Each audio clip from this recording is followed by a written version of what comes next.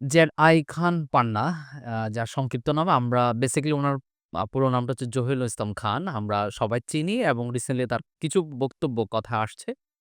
So আমার কাছে personally এসব কথাগুলোর উনি তো মোটামুটি উনার অনেক ভালো একটা বয়স হয়েছে এবং বাংলাদেশের বিভিন্ন সময়কার উনার কিছু কথা এবং হচ্ছে উনি যে স্ট্যান্ড নিয়েছেন সবকিছু প্রশংসনীয় এক কথা বলতে গেলে। বাট উনার যে রিসেন্ট যে কর্মকান্ডগুলো বারবার প্রশ্নবিদ্ধ করছে এবং আমার কাছে পার্সোনালি মনে হচ্ছে আমি এটা এক্সপেক্ট করি না উনার জায়গা থেকে। কারণ উনি একজন যেভাবে চিন্তা করেন বা উনার যে চিন্তা শক্তিগুলো যে স্ট্রং এবং আমরা গণঅভ্যুত্থান সময় রিলেটেড যে বিষয়গুলো দেখলাম, উনার যে স্ট্যান্ড গুলো নিয়েছে ছাত্রদের পক্ষে, খুবই প্রশংসনীয় ছিল। হঠাৎ কি এমন হলো? মানে মানে এরকম হওয়াটা মানে আপনি কি আশা করেন বা এরকম করবে কেন? আমরা এরকম আমাদের আরেকজন বিখ্যাত ছিল ব্যারিস্টার রফিকুল হক। উনি মারা গিয়েছেন। আ উনিও একটা বাংলাদেশের খুব ভালো একজন আইনজীবী হিসেবে এবং প্রশংসনীয় ছিলেন এবং খুব বিভিন্ন জায়গায় গুরুত্বপূর্ণ জায়গায় তার ভূমিকা ছিল। ফার্স্ট এ আমি পার্সোনালি একটু যদি আমি কিছু নোট ডাউন করেছি উনার বিষয়গুলো নিয়ে দেখলাম। ১ম এ আমরা একটু জেনে নিই উনি কি করেছেন এবং রিসেন্টলি উনার যে বক্তব্যটা আমরা জানি যে উনি শেখ হাসিনার পক্ষে আন্তর্জাতিক ট্রাইব্যুনালে লড়বেন এই ধরনের কথাবার্তা গেছে। ফাইনালি লড়তে পারেন। এটা বিচারিক কার্যক্রমে লড়াটা অস্বাভাবিক কিছু না। বাট যারা এখান পান্না লড়বেন এটা কেমন যেন না? মানে আমরা কি ভাবতে পারি উনি লড়বেন?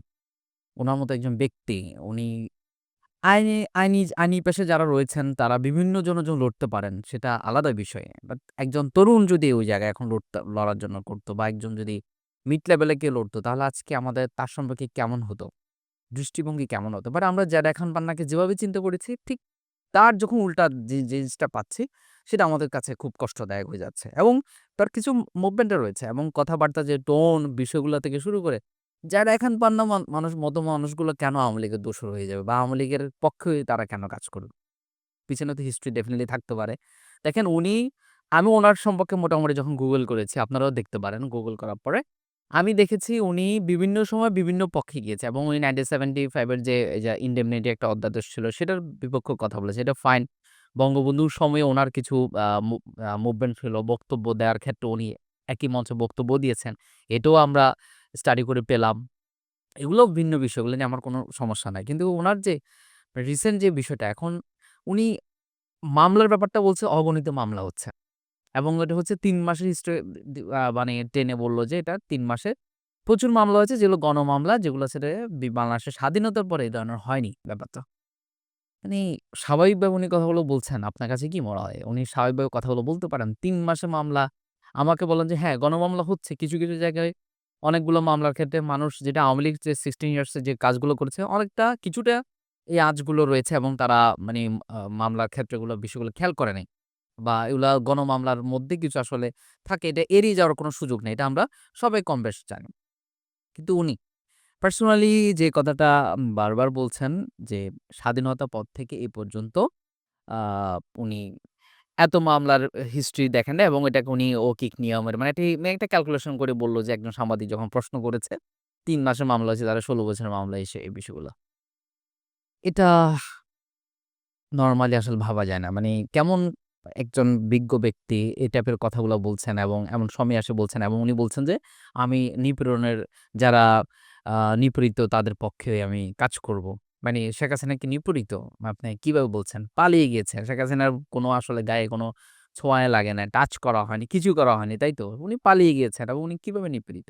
উনি উল্টা মানুষকে জুলুম করেছে, মানুষকে মারছে, উনি গুম করছে, হত্যা করছে, সবই করছে উনি।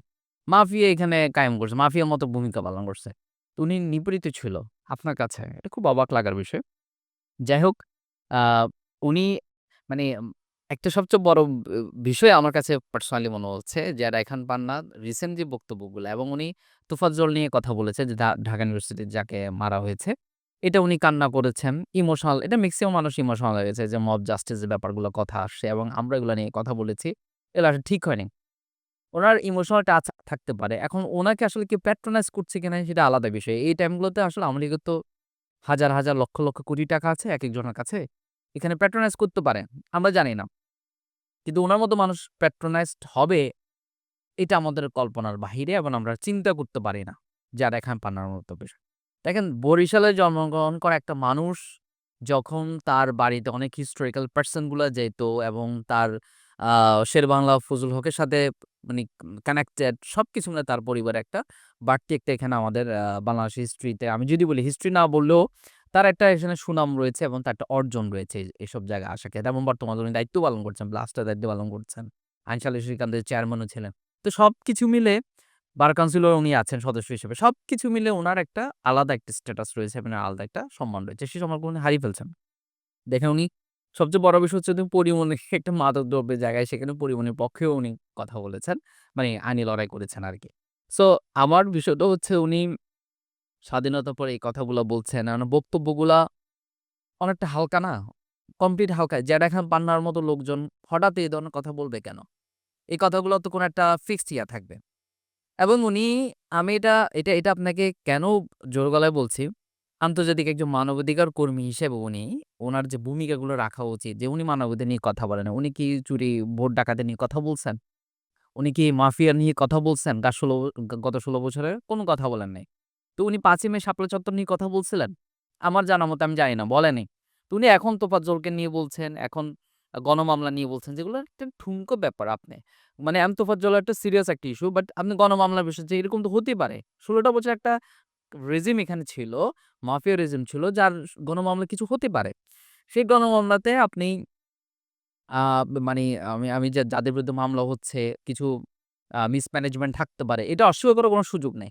কিন্তু আপনি বলতেছেন এটা স্বাধীনতার পরে হয়নি। ১৬ টা বছর আওয়ামী লীগ কি করছে আমরা কি জানি না? এই ১৬ টা বছর তো আমরা জানি কারা কি করছে। ১৬ টা বছর আওয়ামী লীগ মামলা কাকে দিয়েছে, কিভাবে দিয়েছে।